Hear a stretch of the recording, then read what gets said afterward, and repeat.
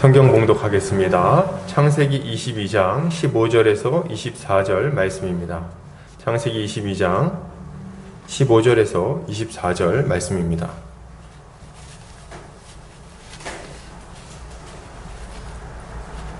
제가 봉독하겠습니다. 여호와의 사자가 하늘에서부터 두 번째 아브라함을 불러 이르시되 여호와께서 이르시기를 내가 나를 가리켜 맹세하노니 내가 이같이 행하여 내 아들 내 독자도 아끼지 아니하였은즉 내가 내게 큰 복을 주고 내 씨가 크게 번성하여 하늘의 별과 같고 바닷가의 모래와 같게 하리니 내 씨가 그 대적의 성문을 차지하리라. 또 내 씨로 말미암아 천하 만민이 복을 받으리니 이는 내가 나의 말을 준행하였음이니라 하셨다 하니라. 이에 아브라함이 그의 종들에게로 돌아가서 함께 떠나 브엘세바에 이르러 거기 거주하였더라. 이 일 후에 어떤 사람이 아브라함에게 알리어 이르기를 밀가가 당신의 형제 나홀에게 자녀를 낳았다 하였더라. 그의 맏아들은 우스요 우스의 형제는 부스와 아람의 아버지 그무엘과 게셋과 하소와 빌다스와 이들랍과 부두엘이라. 이 8사람은 아브라함의 형제 나홀의 아내 밀가의 소생이며 부두엘은 리브가를 낳았고 나홀의 첩 르우마라 하는 자도 데바와 가함과 다하스와 마아가를 낳았더라. 아멘.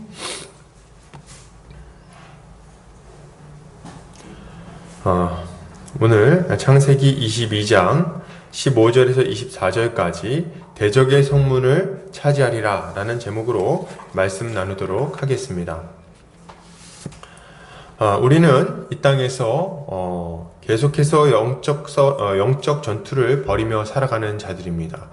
이 영적 전투는 우리가 원하든 원하지 않든 계속해서 벌어집니다. 우리가 예수를 믿는 순간부터 우리가 죽는 그 순간까지 우리에게는 이런 싸움이 있는 거예요. 그리고 이렇게 치열한 싸움을 우리가 벌이다 보니 때로 우리는 이 영적 전투 가운데 지치기도 합니다. 이런 생각들을 하는 거죠. 과연 내가 이 전투에서 이길 수 있을까? 끝까지 믿음을 지키고 구원에 이를 수 있을까? 혹시 내가 중간에 배교하면 어쩌지? 혹은 내가 이 어려운 상황 속에서 끝까지 우리 주님이 맡겨주신 사명을 감당할 수 있을까? 이런 고민들이 우리에게 있다는 거예요. 그래서 어느 순간 우리는 두려움에 빠지기도 하고 어느 순간 힘을 잃어버리기도 하는 것입니다. 특히나 요새같이 정상적인 신앙생활이 힘들 때에는 더욱 그럴 것이라고 생각이 됩니다. 원래 우리가 마음이 약해지고 또 유혹에 흔들리고 할 때마다 우리 형제 자매들이 함께 예배하며 또 우리 주님을 높이며 은혜 받기도 하고 또 형제 자매들이 우리를 붙들어 주기도 하고 교제하며 건면해 주기도 하고 때론 위로해 주기도 하고 또 각양 신령한 은사를 사용해서 서로를 붙들어 주고 세워 주기도 해야 되는데 이런 일들이 지금 현저하게 약화되어 있는 상황이기 때문에 이런 싸움과 어려움이 더 많을 것이라고 예상이 되는 거예요. 이러한 때에 우리는 어떻게 해야 다시 마음을 다잡고 계속해서 믿음의 싸움을 싸울 수 있을까요? 믿음을 잃어버리기 쉬운 이 시대에 이런 상황에 어떻게 해야 우리가 믿음을 잃어버리지 않고 지치지 않고 넘어지지 않고 끝까지 싸움을 싸워 승리할 수 있겠냐는 겁니다. 저는 말씀을 더 힘써 봐야 한다고, 더 힘써 말씀을 들어야 한다고 말씀드리고 싶습니다. 더 힘써서 말씀을 보고 듣고 쓰고 해야 되는 거예요. 말하기도 하고 말이죠. 말씀을 보고 그 안에 계시된 복음의 진리를 다시 한번 우리가 확인할 때 우리는 새로운 진리를 발견하는 게 아니죠. 항상 성경 안에서 우리 주님이 계시하신 이 복음의 진리를 다시 확인하고 또 다시 확인하고 또 다시 확인하는 겁니다. 이렇게 할 때 어떤 일이 일어납니까? 성령께서 우리의 마음 가운데 우리의 그 식어진 마음 가운데 다시금 불을 붙여주시는 거예요. 우리의 지쳐있는 마음 가운데 새로운 활력을 불어넣어 주시는 겁니다. 하나님의 말씀은 살았고 운동력이 있어서 혼과 영과 및 골수까지도 찔러 쪼갠다고 말하고 있어요. 예, 우리의 가장 내밀한 곳에 있는 고민들을 이 하나님의 말씀은 깊숙이 파고들어서 그 문제들을 해결해 주기도 하고 우리가 거기에 넘어지지 않도록 쐐기를 박아주기도 한다는 거예요. 그렇기 때문에 우리는 말씀을 다시 한번 보고 힘을 얻어야 하는 겁니다.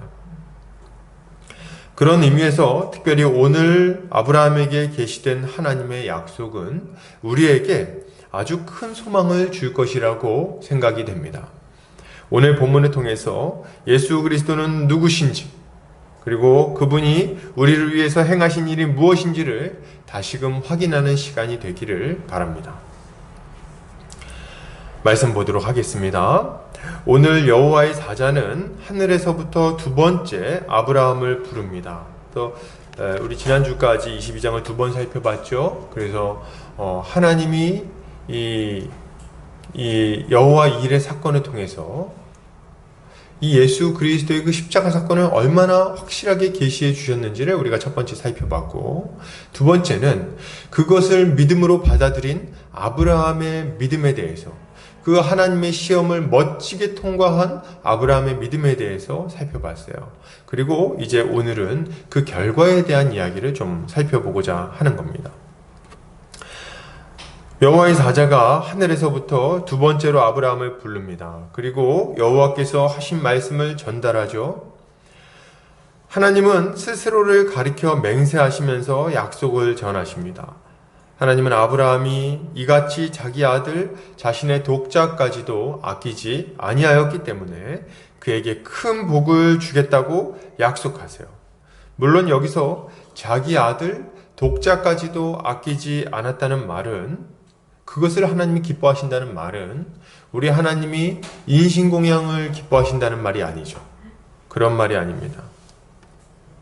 하나님은 약속을 따라 죽은 자를 살리실 수 있다고 하나님을 철저히 신뢰한 아브라함의 믿음을 칭찬하고 있으신 거예요. 그러므로 여기서 자꾸 내가 부모님이나 아들보다 하나님을 더 사랑해야 되는데, 혹은 남편보다 하나님을 더 사랑해야 되는데 내가 지금 그러지 못한 거 아닌가, 이런 고민을 그만했으면 좋겠습니다. 그런 고민 좀 그만하세요. 하나님이 부모를 공경하고 배우자를 사랑하라는 명령을 주셨어요. 자녀는 하나님이 우리에게 잠시 맡겨준 하나님의 백성입니다. 하나님의 자녀이고. 그런데 사랑 안 하면 어떡할 거예요, 그럼? 하나님보다 더 사랑한다. 어떻게 하면 하나님보다 더 사랑해요? 어떻게 해요? 무슨 얘기를 하려고 하는 건지 모르겠어요. 사랑하고 아끼는 것이 너무 당연한 일입니다. 얼만큼 사랑해야 됩니까? 우리 주님이 뭐라 그러셨어요? 내 이웃을 내 몸과 같이 사랑해라. 그러니까 최상급을 사용하고 있는 거예요. 가장 사랑해라. 이렇게 얘기를 하고 있는 겁니다. 여기에 더해서 우리는 우리 주님을 사랑하는 하나님 사랑이 이웃 사랑의 명령으로 드러나게 된다는 것을 너무 잘 알아요. 그러니까 우리가 부모, 처자를 사랑하는 것은 하나님 사랑의 표현이라고 볼 수도 있는 겁니다. 그렇기 때문에 너무 과도하게 이런 고민을 하거나 이런 어떤 부담을 갖는 것은 적절하지 않다는 생각이 듭니다. 쓸데없는 고민이에요. 하나님보다 사랑하지 않으면 그러면 방치할 겁니까? 방치할 거예요? 나는 교회만 갈 테니 너는 알아서 잘하라. 이렇게 할 겁니까? 그럴 수 없잖아요. 어리석은 질문이에요. 설령 부모나 처자가 예수님을 따르지 못하게 막는 상황이라 할지라도 예수님을 따르면서 핍박을 당하고 그런 와중에 부모, 처자를 사랑해야 됩니다. 이거를 너무 당연한 얘기예요. 그래서 이거를 우리가 고민하지 않았으면 좋겠어요. 아주 많이 사랑하시기 바랍니다, 여러분. 많이 사랑하세요. 걱정하지 마시고. 그래서 보면은 꼭 부부싸움하고 나서 내가 우리 남편을 너무 사랑하는 거 아닌가. 좀 사랑 좀 해주세요, 제발.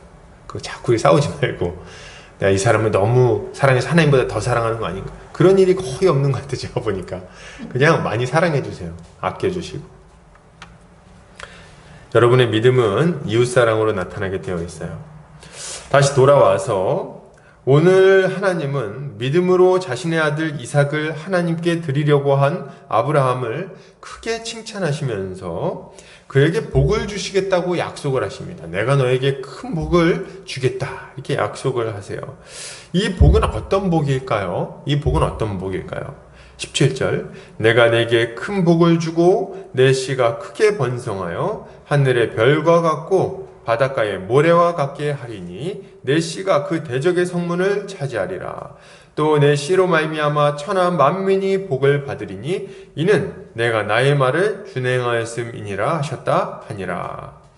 하나님은 아브라함에게 큰 복을 주겠다고 약속을 하십니다. 큰 복, 작은 복은 뭐 따로 있나요? 그런 얘기가 아니고 지금 하나님이 예비한 복이 있다는 거예요. 진정한 복, 영원한 복, 창세로부터 준비된 복이 지금 있다고 말씀을 하시는 겁니다. 그리고 그 복을 주겠다고 하시는 거예요. 이 복은 뭘까요? 이 복은 아담에게 주어졌었지만 그가 범죄함으로 말미암아 잃어버렸던 복입니다. 아담에게 먼저 주어졌었는데 그가 범죄에서 잃어버렸던 복이에요. 그리고 예수 그리스도가 오셔서 결국 회복시키실 복이라고 말할 수 있겠습니다. 그래서 성경 전체를 통해서 우리에게 주시고자 하는 복이라고 생각하면 정확하게 맞는 거예요. 바로 하나님이 다스리시는 영원한 하나님 나라에 들어가 그 나라의 백성이 되어 그 나라에서 안식을 누리며 살아가는 것. 이것이 우리 하나님이 우리에게 창세전부터 주시기로 계획하시고 약속하셨던 복인 거예요. 그러니까 하나님 나라를 세우고 그 나라에 들어가서 영원토록 복을 누리는 것, 영원토록 하나님과 함께 거하고 안식을 맛보며 살아가는 것, 이게 우리 주님이 예비한 복이라고 할 수 있는 겁니다. 성경 전체는 이 복에 대해서 이야기하고 있는 거예요.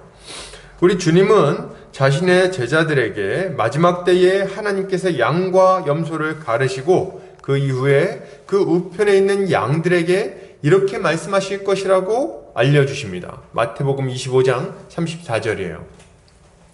그때에 임금이 그 오른편에 있는 자들에게 이르시되 내 아버지께 복을 받을 자들이여 나와 창세로부터 너희를 위하여 예비된 나라를 상속받으라. 이렇게 얘기를 하고 있어요. 이게 뭡니까? 우리에게 익숙한 표현으로는 천국을 상속받아라. 천국의 상속자가 되어라. 천국에 들어가서 마음껏 그 복을 누려라. 영원토록 그 나라 가운데 거해라. 이런 약속을, 이런 말씀을 하신다는 거예요. 그리고 그 나라를 상속받게 하겠다고 말씀하시는데 그 나라를 상속받는다는 것은 무슨 의미입니까? 아담이 그러했던 것처럼 하나님의 대리통치자로서 하나님 나라의 모든 것을 누리고 그것을 경작하며 다스리며 그렇게 살아갈 수 있게 된다고 말하고 있는 겁니다. 그래서 그 안에서 막 안식을 누리면서 행복하게 살아간다는 거예요. 동일한 내용을 베드로 사도도 가르치고 있습니다. 베드로전서 1장 10절에서 11절입니다. 그러므로 형제들아 더욱 힘써 너희 부르심과 택하심을 굳게 하라. 너희가 이것을 행한즉 언제든지 실족하지 아니하리라. 이같이 하면 우리 주 곧 구주 예수 그리스도의 영원한 나라에 들어감을 넉넉히 너희에게 주시리라. 이렇게 약속을 하고 있어요. 그러니까 여기서도 뭘 약속하고 있어요? 구주 예수 그리스도의 영원한 나라, 이것을 약속하고 있는 거예요. 성경을 보면요, 하나님이 우리에게 주신 복은 굉장히 명료하게 제시되고 있어요. 우리가 흔히 생각하는 것처럼 부자가 된다거나 혹은 성공해가지고 떵떵거리게 된다거나 이런 것들이 아닙니다. 그런 건 아주 그림자에 불과하고 아주 보잘것없는 그야말로 작은 복이라고 말할 수 있겠어요. 진정한 복, 참된 복, 없어지지 않는 복, 결코 쇠하지 않는 복이 있으니 그게 뭡니까? 영원토록 썩어지지 않는 나라를 우리에게 선물로 주시는 거예요.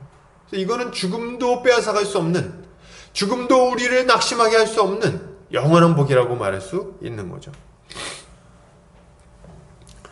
베드로 사도는 부르심과 택하심을 굳게 하면 된다 이렇게 얘기를 하는데 이건 뭡니까? 하나님의 부르심과 택하심을 받은 우리가 그것을 굳게 지켜야 된다는 거예요. 어떻게 해요? 믿음으로.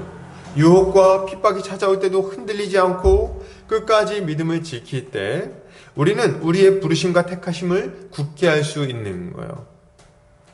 그리고 이렇게 끝까지 믿음을 지키는 자들은 무엇을 얻어요? 방금 말씀드린 것처럼 우리 주, 곧 구주 예수 그리스도의 영원한 나라에 들어감을 넉넉히 얻게 되는 겁니다. 어떻게 해요? 어떻게 들어가요? 넉넉히 들어가는 거예요. 간신히 들어가는 게 아니라 넉넉히 들어갈 수 있게 된다. 넉넉히. 자, 그렇다면 아브라함에게 약속된 복을 받는 우리 이제 하나님이 우리에게 약속하신 바가 뭔지는 알았어요. 그 큰 복이 뭔지는 알겠어. 뭐요? 천국이죠. 그 영원한 나라를 우리에게 주시겠다는 거예요. 근데 그 약속을 받는 자는 누구냐 할 때 아브라함과 아브라함의 씨입니다. 아브라함의 씨에게 이게 약속된 거예요. 그러면 아브라함의 씨는 누구일까요? 이 복을 약속받는 아브라함의 씨는 누구일까요? 이게 우리에게 굉장히 중요한 문제겠죠? 아브라함의 씨, 여기 나오는 이 씨라는 단어를 우리가 좀 주목하고 이해할 필요가 있는데요. 이 씨라는 단어는 스페르마타라는 단어가 사용되고 있습니다. 히브리어로. 이 스페르마타라는 단어는 재밌게도 복수로도 쓰이기도 하고 단수로도 쓰이기도 해요. 그래서 씨들 이렇게 번역할 수도 있고 뭐 자손들 이렇게 번역할 수도 있고요. 뭐 씨 혹은 자손 이렇게 단수로 번역할 수도 있는 겁니다. 아브라함의 후손인 이스라엘 백성들은 이 단어를 당연하게도 복수로 해석했어요.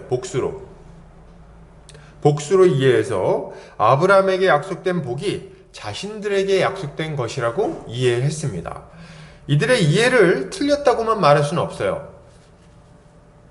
하나님의 약속은 1차적으로 이스라엘을 향한 것이 맞기 때문에 그렇습니다. 1차적으로는 이스라엘을 향한 거예요. 왜냐하면 이후에 출애굽기를 보면 하나님은 이 아브라함에게 주신 약속의 근거에서 이스라엘 백성들이 하늘의 별과 같이 저 바닷가의 모래같이 많아지게 만들기 때문에 그렇습니다. 그래서 이스라엘 백성들이 굉장히 장정만 60만이 될 정도로 많아지잖아요. 이렇게 된 근거를 아브라함에게 주신 약속에서 찾습니다.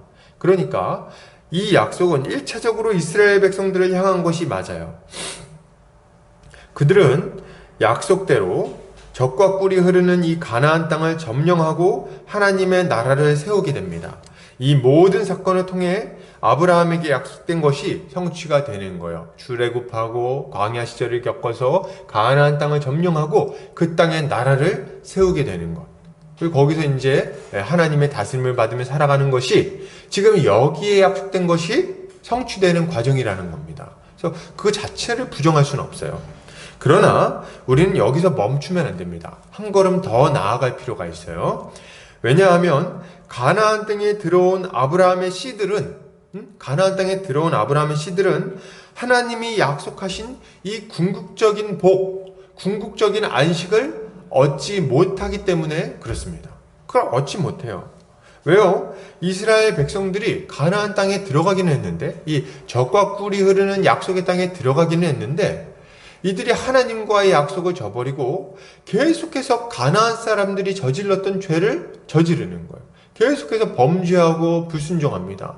우상을 숭배하고 이웃을 박해하고 포악하게 행하고 온갖 종류의 죄를 저지르며 막 살아가는 거예요. 그래서 그들은 하나님 나라에 들어갔음에도 불구하고 그곳에서 안식을 누리지 못하는 겁니다. 약속의 땅에서. 그들은 늘 공격당하고 늘 고통을 당합니다. 그리고 결국에는 그 땅에서 쫓겨나기까지 하는 거예요. 그 나라에서 쫓겨난다는 거예요. 이것은 무엇을 보여줄까요? 이 아브라함의 씨들이 약속의 땅에 들어갔는데 결국에는 거기서 쫓겨났어. 이건 뭘 보여주는 겁니까? 하나님의 약속이 궁극적으로 이들을 향하고 있지 않다는 것을 알려주고 있는 거예요. 하나님의 약속이 이 아브라함의 씨들이라고 해석되는 이스라엘 민족을 통해서 성취가 되는 것이 아니라는 것을 알려주고 있는 겁니다. 이들은 그림자에 불과했어요. 진정한 아브라함의 씨가 따로 있는 겁니다. 그건 누굴까요? 갈라디아서에서 사도 바울은 진정한 아브라함의 씨가 누구인지를 아주 명확하게 설명을 해주고 있어요. 갈라디아서 3장 16절입니다. 같이 한번 볼까요?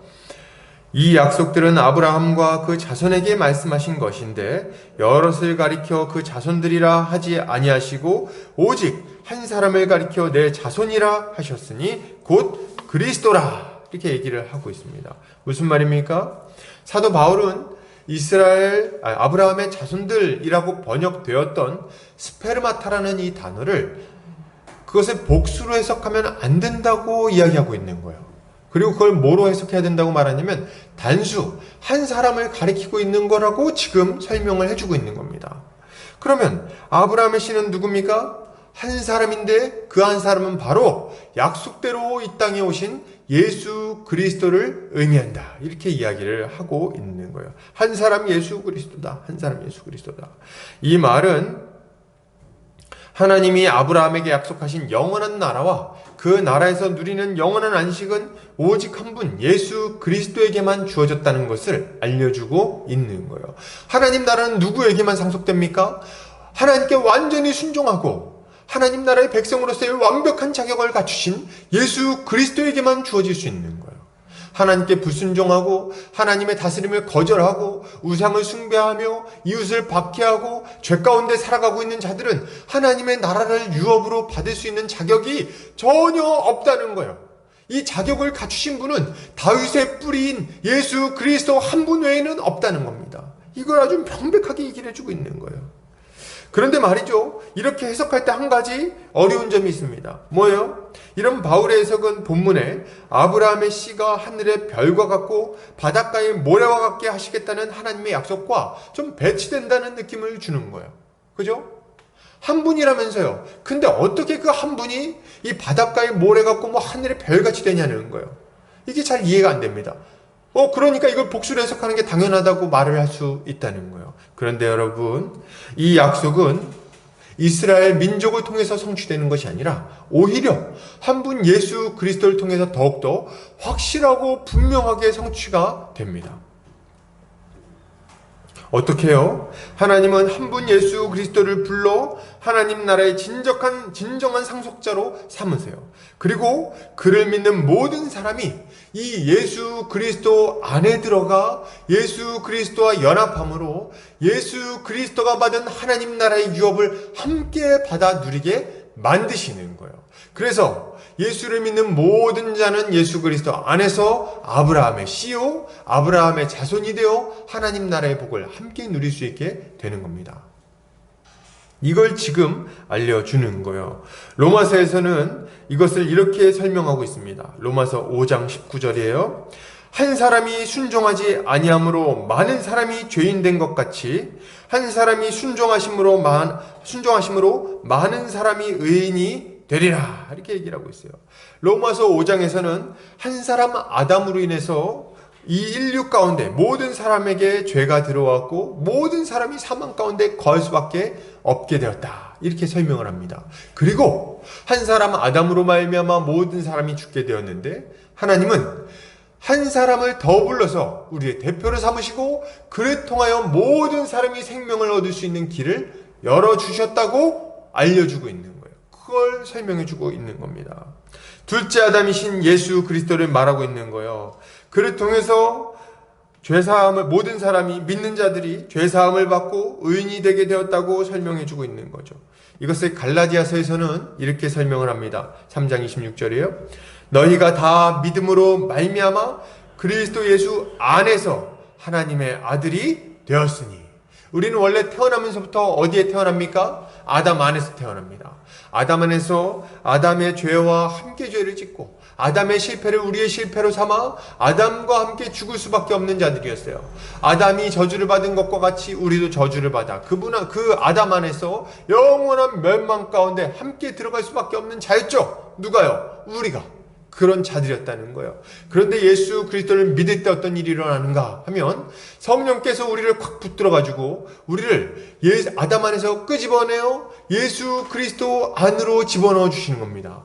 우리의 두 번째 대표이신 예수 그리스도 안으로 우리를 집어넣어서 예수 그리스도를 머리로 삼아 그분을 대표로 삼아 예수 그리스도의 승리를 우리의 승리로 삼고 예수 그리스도의 복을 우리의 복으로 받아 누릴 수 있게끔 하여 주신 거예요. 이게 우리 주님이 우리에게 주신 복의 의미인 겁니다. 복을 주시는 방식인 거예요, 이게. 그래서 우리는 예수 그리스도를 믿음으로 말미암아 영원한 생명을 누릴 수 있게 된 거죠.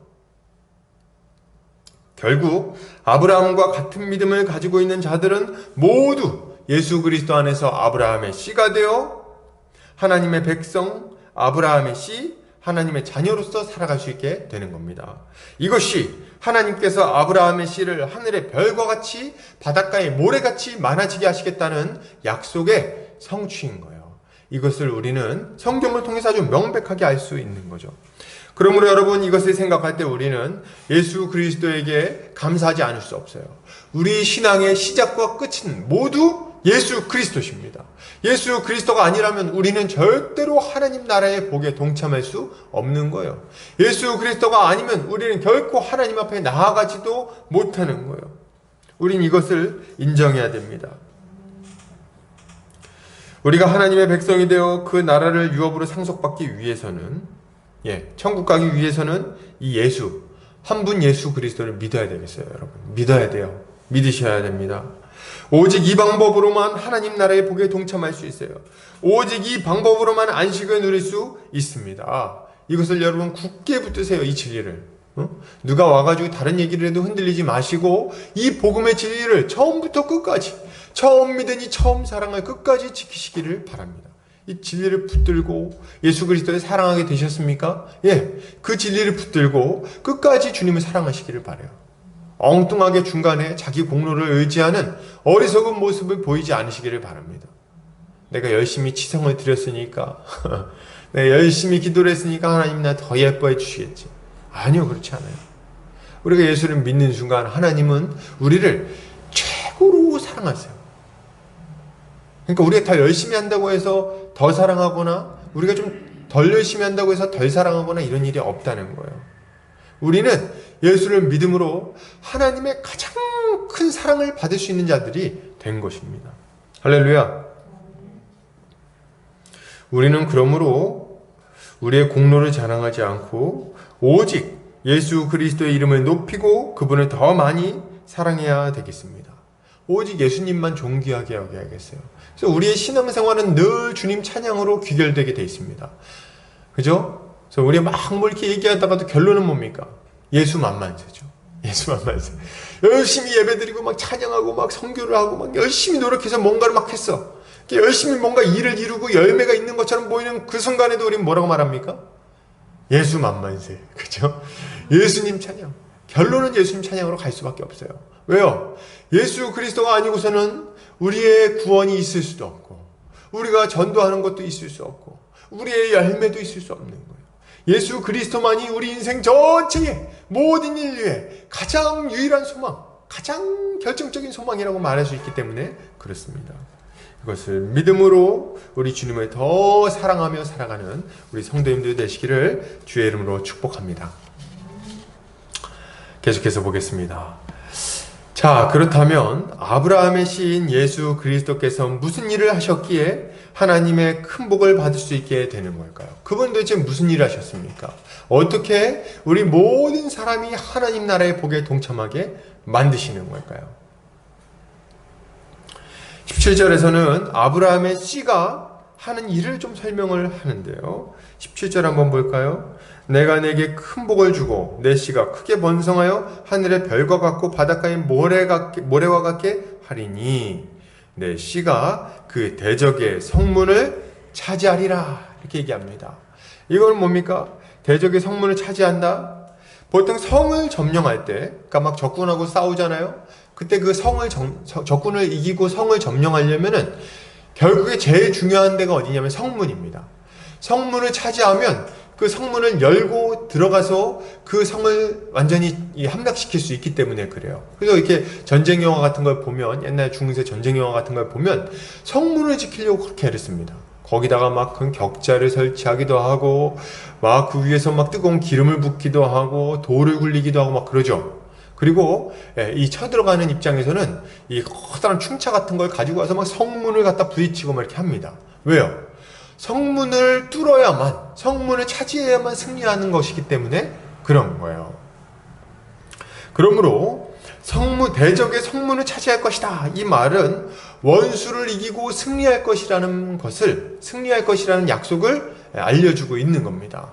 이 약속은요, 아담에게 처음 주어진 약속을 우리가 생각하게 만듭니다. 창세기 3장 15절에서 우리 하나님 뭐라고 약속하십니까? 한번 볼까요? 창세기 3장 15절입니다. 창세기 3장 15절 이렇게 말합니다. 내가 이 뱀에게 저주할 때 하시는 말씀이신데요. 내가 너로 여자와 원수가 되게 하고 내 후손도 여자의 후손과 원수가 되게 하리니 여자의 후손은 내 머리를 상하게 할 것이요 너는 그의 발꿈치를 상하게 할 것이니라 하시고. 무슨 말입니까? 우리 하나님께서 언젠가 이 옛뱀, 원수 마귀, 그 원수의 마귀를 밟을 여자의 후손을 보내주실 거라고 약속을 하시는 거예요. 언젠가 때가 되면 여자의 후손을 보내서 모든 악의 뿌리이며 거짓의 아비이고 처음부터 살인한 자인 너 마귀의 머리를 완전히 박살내 버릴 것이다. 그리고 내가 내 백성들을 다시금 돌이켜서 그들에게 영원한 생명에 들어가게 만들 것이다. 이렇게 약속을 주시는 거예요. 그리고 그 약속이 지금 여기서 다시 한번 반복되고 있는 겁니다. 뭐라고요? 내 씨가 대적의 성문을 차지할 것이다.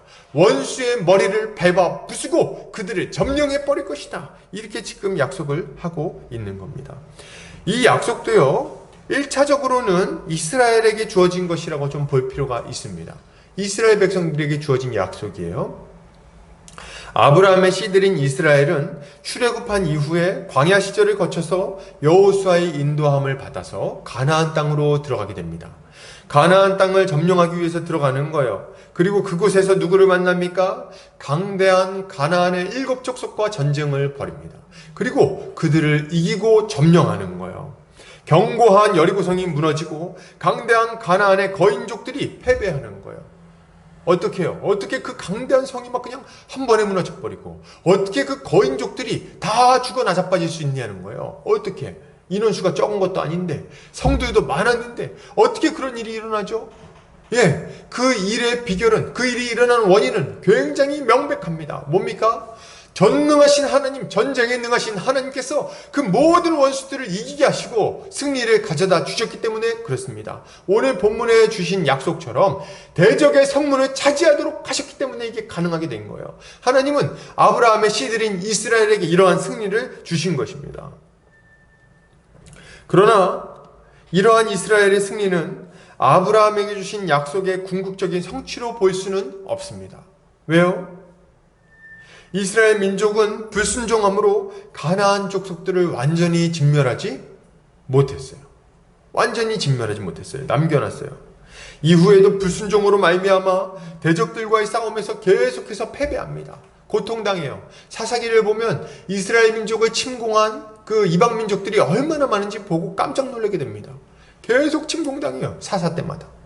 그리고 다윗과 솔로몬을 지나 남북 왕조로 나뉘어진 이후에 아주 많은 이방 민족들이 아람, 바벨론, 아수르 아주 많은 이방 민족들이 계속해서 이스라엘을 침공합니다.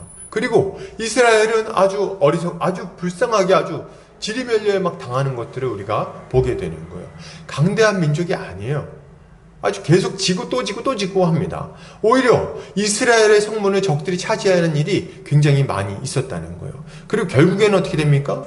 결국에 북이스라엘은 남북 왕조로 나뉜 이후에 북이스라엘은 아시리아에게 멸망당하게 되고 완전히 패망해버려요.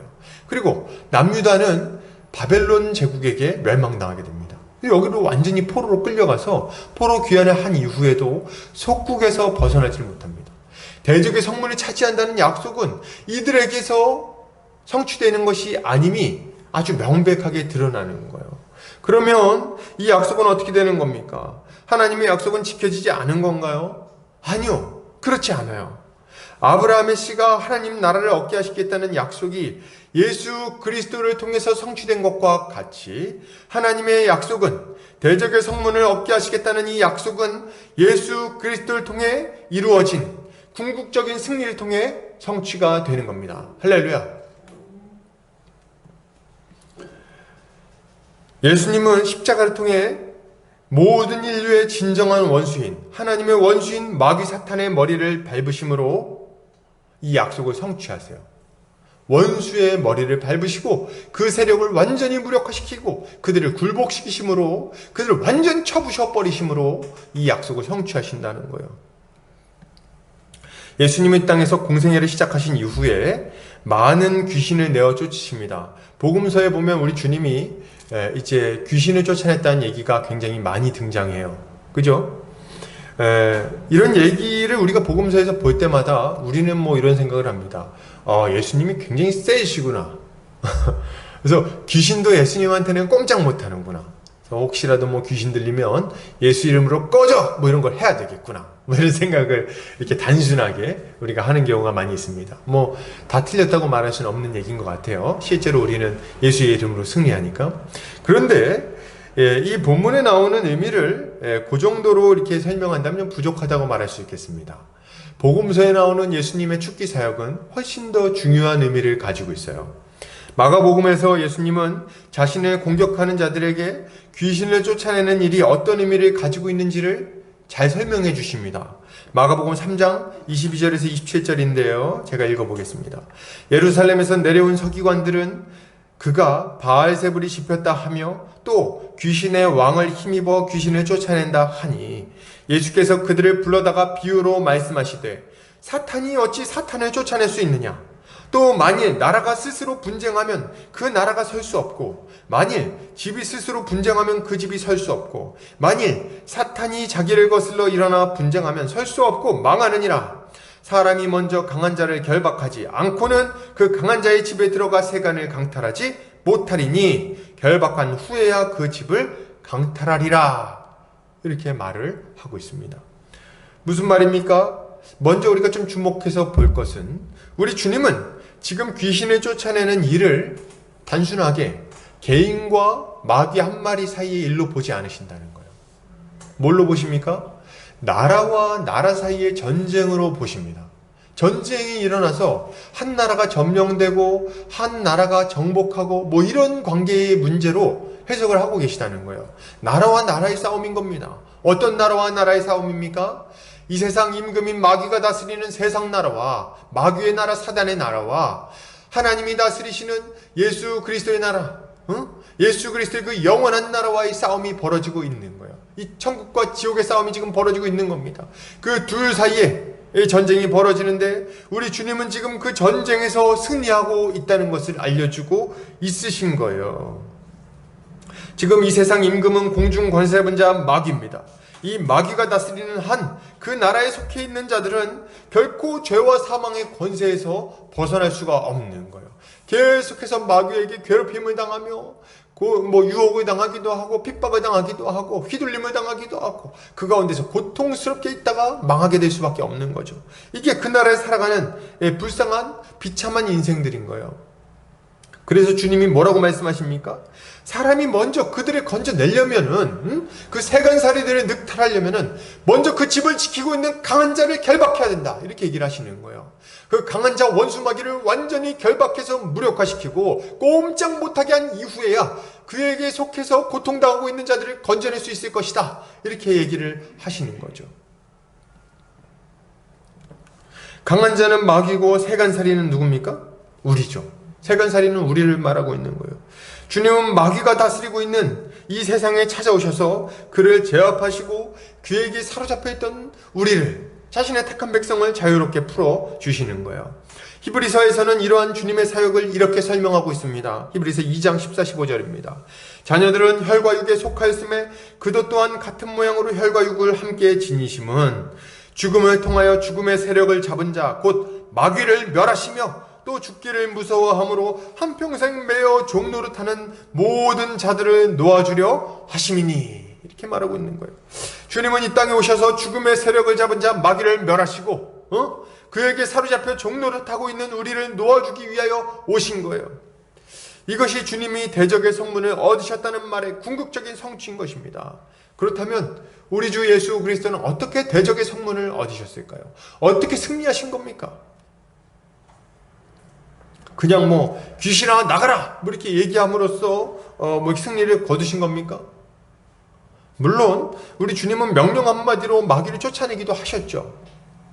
그러나 마귀의 권세를 완전하고도 궁극적으로 되돌릴 수 없게 완전히 무찔러 버리신 것은, 그렇게 완전히 무찔러서 승리를 가지고 온 것은 예수 그리스도의 십자가 사역을 통해서입니다.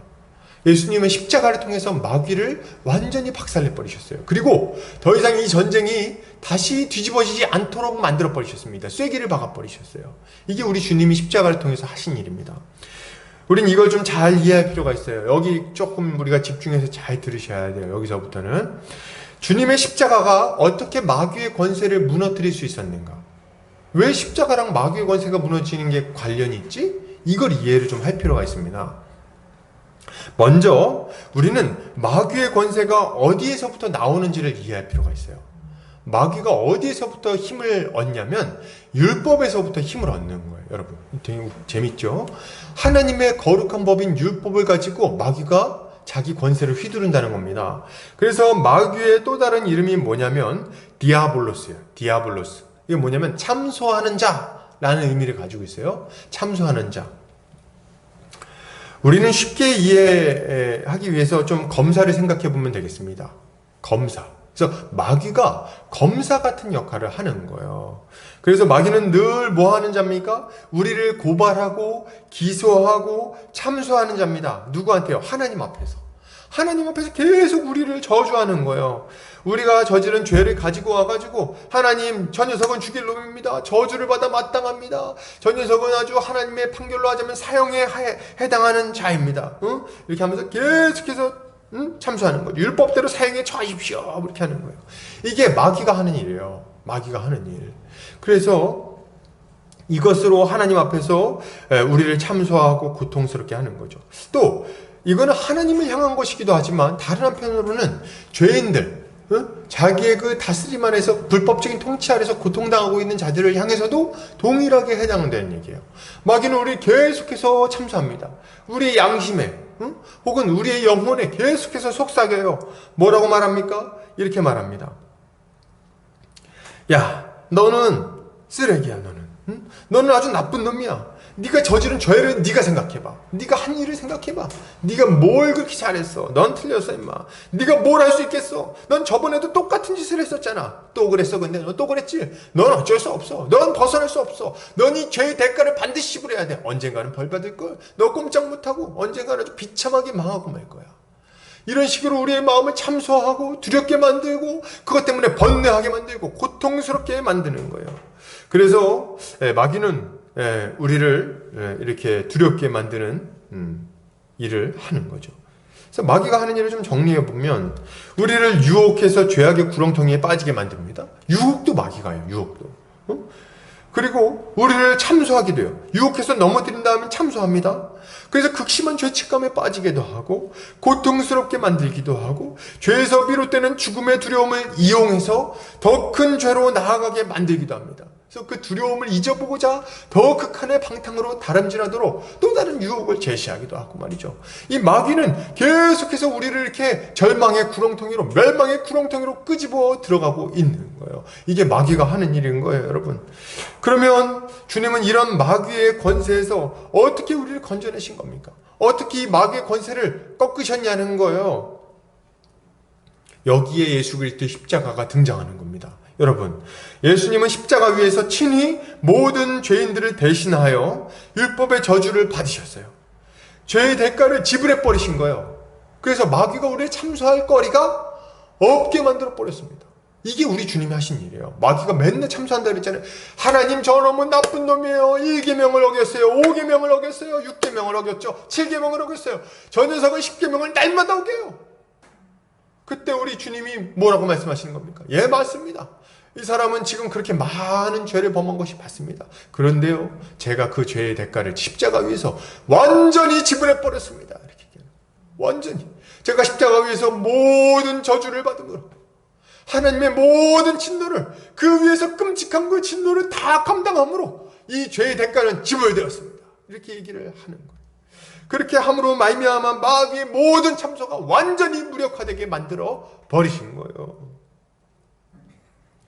그래서 우리는 이제 이 마귀의 참소에서 자유롭게 된 거죠. 이게 다가 아니에요. 주님은 율법의 모든 요구를 태어나면서부터 죽을 때까지 완전히 지키셨어요. 완전히 지키셨어요.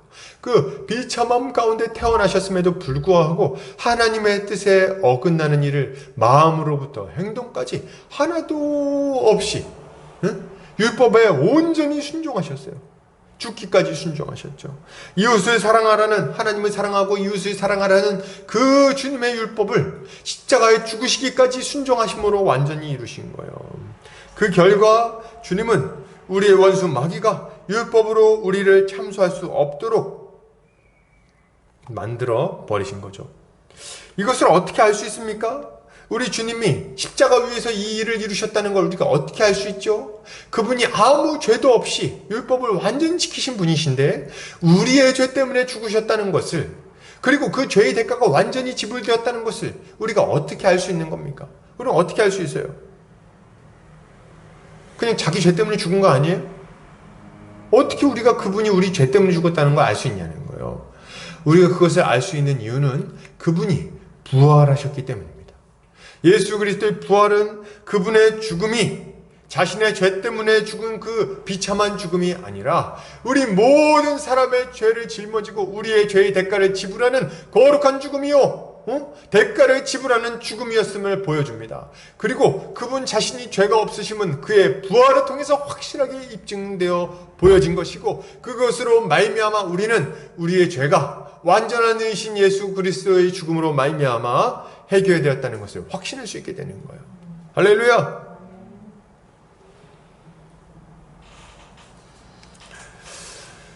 십자가 죽음이 마귀에게 속한 자들을 풀어 자유케 하는 능력 있고 효력 있는 죽음임을 부활이 확증해 보여줍니다. 이러한 주님의 위대한 승리를 골로새서에서는 이렇게 선포하고 있어요.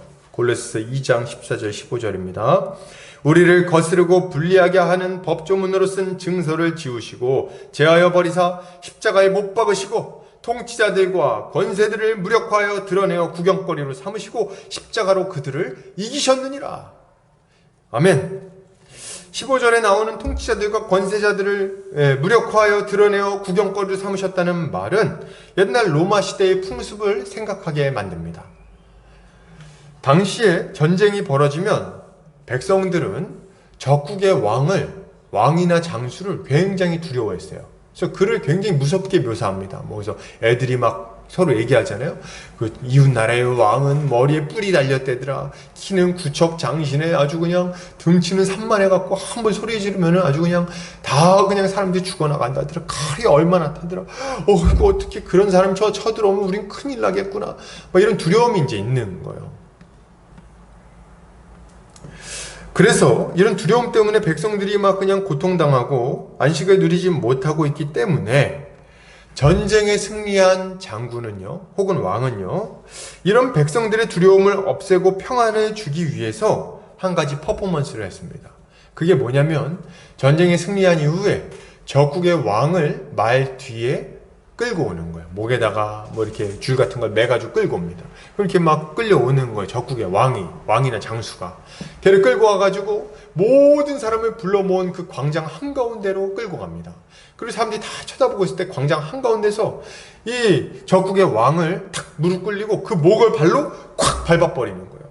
그리고 모든 사람들이 보는 앞에서 우리가 승리했음, 그리고 적국의 왕이 완전히 무력화되었고 더 이상 우리를 위협할 수 없다는 것을 아주 확실하게 보여주는 거예요. 그리고 선포하는 거예요. 내가 이겼다! 선포하는 거예요. 그 선포를 통해서 이 백성들은 이 적국의 왕에 대한 두려움을 이겨내고 다시금 마음의 평화를 얻게 되는 것입니다. 이것이 이 본문에 나와 있는 장면을 묘사하는 아주 적절한 묘사라고 말할 수 있겠어요. 지금 사도 바울은 예수 그리스도께서 십자가 위에서 이 일을 하셨다고 말하고 있는 거예요, 여러분. 십자가 위에서 이 일을 했다. 무슨 말입니까? 우리 주님은 십자가 위에서 십자가에 못 박힘으로 모든 사람이 볼 수 있도록 높이 들리셨어요. 모세가 광야에서 노뱀을 높이 들었던 것처럼 우리 주님은 모든 사람이 볼 수 있도록 십자가 위에 아주 높이 들렸습니다. 골고다 언덕 위에 그 꼭대기에서도 십자가 위에 높이 들려서 모든 사람이 바라볼 수 있게 되는 거예요. 이것은 마치 이것을 보는 사람들이 예수 그리스도의 패배를 볼 수 있도록 하는 것처럼 보였습니다. 십자가는 예수 그리스도의 패배를 모든 사람에게 알리는 것처럼 보였다는 거예요, 처음에. 그러나 예수 그리스도의 부활 때문에 이 예수 그리스도의 패배를 상징하는 것처럼 보였던 이 십자가는 완전히 역전되게 됩니다. 그리스도의 부활은 놀랍게도 그리스도의 패배를 상징하는 것처럼 보였던 십자가를 율법의 완전한 성취와 사단의 완전한 패배를 상징하는 것으로 바꿔버렸어요. 우리 주님의 승리를 상징하는 영원하고도 확고한 상징으로 바꿔버린 거예요. 그 결과 우리는 교회 지붕에 높이 세워져 있는 십자가를 바라볼 때마다 우리의 죄가 완전히 용서되었고 우리는 이제 의인이 되었으며 그리스도의 부활에 동참하여 영원히 살 수 있게 되었다는 것을 확실하게 알게 된 겁니다. 그리고 그것을 계속해서 확인할 수 있게 된 거예요. 십자가를 볼 때마다 말이죠.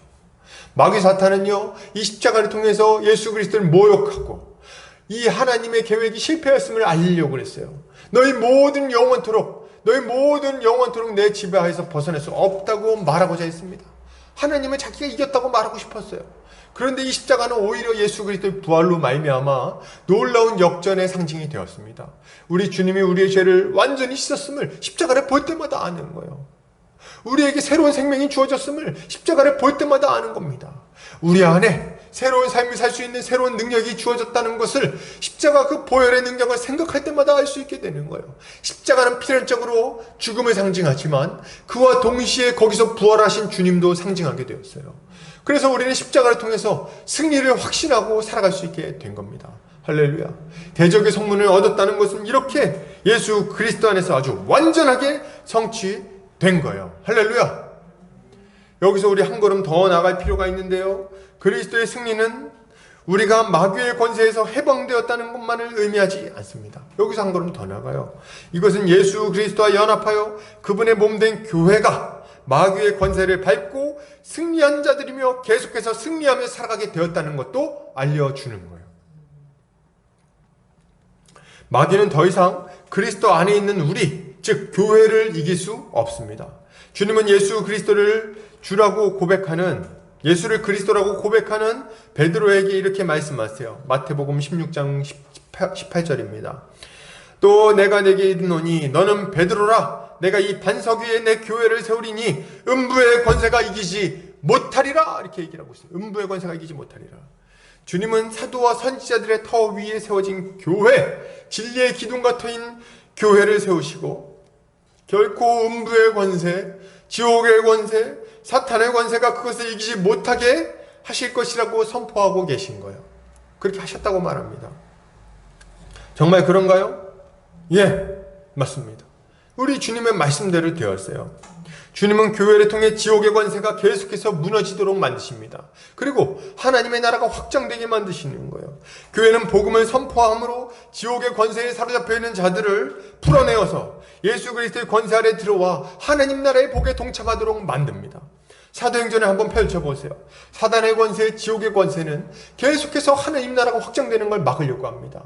주님의 몸된 교회를 넘어뜨리고 무너뜨리려고 애를 쓰고 있어요. 핍박하고 잔해하고 유혹하고 넘어뜨리려고 합니다. 온갖 계략을 사용합니다. 그럼에도 불구하고 주님의 몸된 교회는 결코 무너지지 않아요.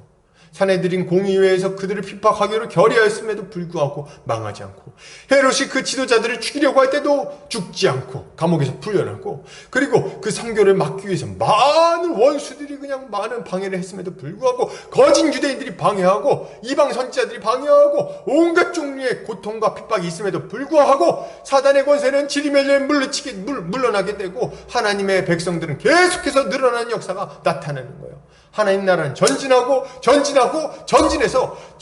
온 세계, 전 세상에, 온 세상에 예수 그리스도의 복음이 편만하게 전파되도록 되는 겁니다. 할렐루야. 이게 우리 주님이 교회를 통해서 대적의 성문을 얻으신다는 말의 의미인 거예요. 음부의 권세가 교회의 권세를 이길 수가 없습니다. 왜요? 교회의 수장이 예수 그리스도이시기 때문에 그런 거예요. 이게 지금 우리에게 주어진 복인 거죠. 이것을 통해서 우리는 대적의 성문을 얻게 하신다는 하나님의 약속이 예수 그리스도 안에서 성취되었을 뿐만 아니라 지금 우리 안에서, 이 교회 안에서 완전히 성취되었음을 확신할 수 있는 거죠. 그러므로 여러분, 이 진리를 믿는 우리가 어떤 삶을 살아가야 되겠습니까? 어떤 삶을 살아야 될까요? 첫째로 예수 그리스도를 본받아 그의 능력으로 하나님의 명령에 순종하는 삶을 살아야 되겠습니다. 예수 그리스도를 믿을 때 신자는 성령을 받아요. 성령을 받아. 그래서 하나님을 사랑하며 이웃을 사랑할 수 있는 복된 능력을 얻게 되는 거예요. 그러니 이제 우리는 이제 안 된다는 핑계 대지 않아야 되겠어요. 나는 이웃을 사랑할 수가 없어요. 저는 부족해가지고요. 이런 말 그만하기. 왜냐하면 예수께서 우리에게 능력을 주셨으니까. 육체의 욕심과 싸워서 이겨야 돼요. 이제 싸워야 돼요. 왜냐하면 싸워서 이길 수 있는 능력을 주셨으니까. 이걸 믿어야 됩니다.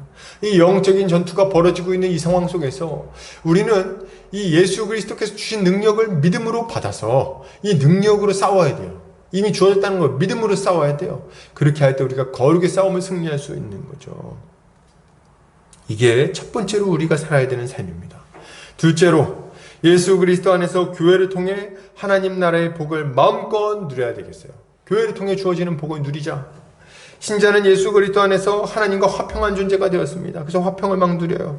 정죄함이 없고 우리 주님께 마음껏 기도하고 환난에서도 기뻐할 수 있는 그런 자가 되었죠.